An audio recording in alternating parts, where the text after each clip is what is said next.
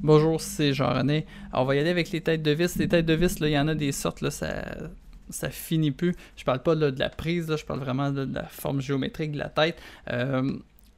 J'ai fouillé puis j'ai réussi à trouver une liste là, que je trouvais qui regroupait là, les plus importantes.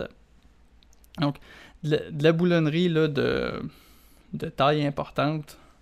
Euh, ou qui doit le transmettre là, des efforts assez importants. Ce qui est le plus commun, là, c'est ça ici, la bonne vieille tête hexagonale. Donc on va prendre généralement avec une clé ouverte. Après ça, quand on manque de place un petit peu, on a besoin là, d'être un petit peu plus compact. Puis on n'a pas beaucoup d'espace autour de la tête de la vis là, pour rentrer un outil. On va y aller avec une tête cylindrique. Donc l'outil va venir prendre la vis par une forme qui est à l'intérieur. Il y a différentes formes, on en parlera dans une autre vidéo.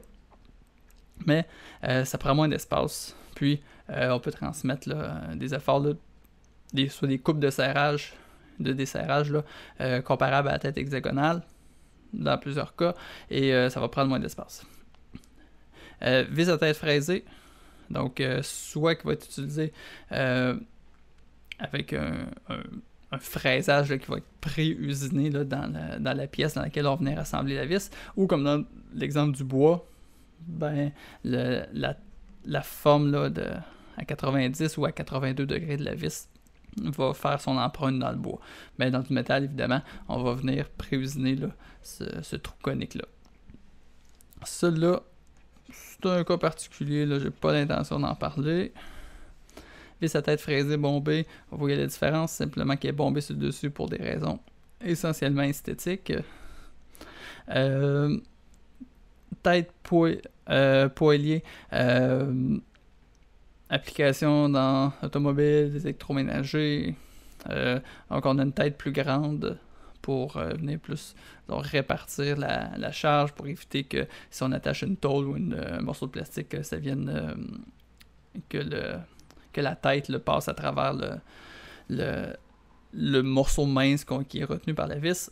Ça évite aussi là, d'avoir utilisé une rondelle. Tête cylindrique bombée, ben, on vient rechercher la tête cylindrique ici, mais un profil un peu plus bas, puis on a la forme arrondie comme ça. Encore là, c'est essentiellement esthétique. Tête hexagonale en base, donc on a la tête hexagonale qu'on avait ici, mais on est venu y jumeler une rondelle là, qui est montée là de manière permanente. Donc, qui est formé à même la tête hexagonale. Donc, ça va remplacer l'ajout, là, ça va éviter l'ajout d'une rondelle. Encore là, les applications électroménager, automobile, tenir des pièces en plastique, n'importe quoi où est-ce qu'une tête hexagonale ferait pas, parce qu'on veut répartir la charge, donc on veut éviter la déformation. Avec une tête en base, ben, ça va faire ça va jouer le même rôle qu'une rondelle. Et tête bombée, qu'on va aussi appeler tête bouton. Pas vraiment différent de la tête cylindrique puis de la tête cylindrique bombée dans sa fonction, mais esthétiquement est un petit peu différente.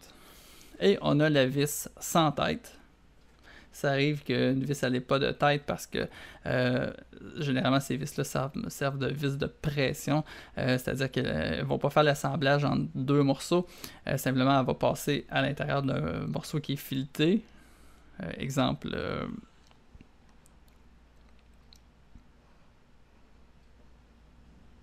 on a ça, on va percer un trou ici, on va fileter le trou, notre vis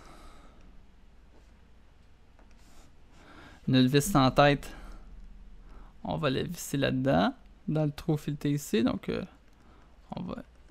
Imaginons des filets. Il y a la prise ici à 6 pans creux, donc pour venir rentrer une clé Allen. C'est vraiment lettre mon histoire. On va avoir une pointe à la vis là, qui va jamais être plat ou quelque chose là, de lisse dans le fond. Et le but de tout ça, c'est de venir tenir par exemple une autre pièce en sandwich. Donc, ma vis qui est en vert est filetée dans la pièce en U, ici dans mon exemple qui est en mauve, et j'ai ma pièce bleue qui vient de tenir en place juste par la pression exercée par ma vis verte. Fait que c'est pour ça qu'elle n'a pas de tête, c'est pas nécessaire, même que dans certaines situations, on pourrait vouloir...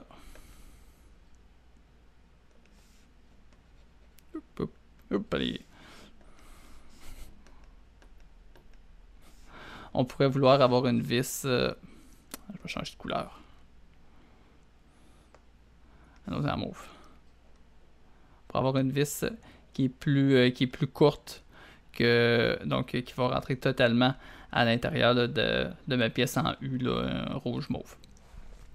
Donc, on reviendra là, sur ces assemblages-là avec des vis sans tête et des vis avec tête. Donc, vous avez vu les principaux types de tête. Après ça, on va voir les types de prises.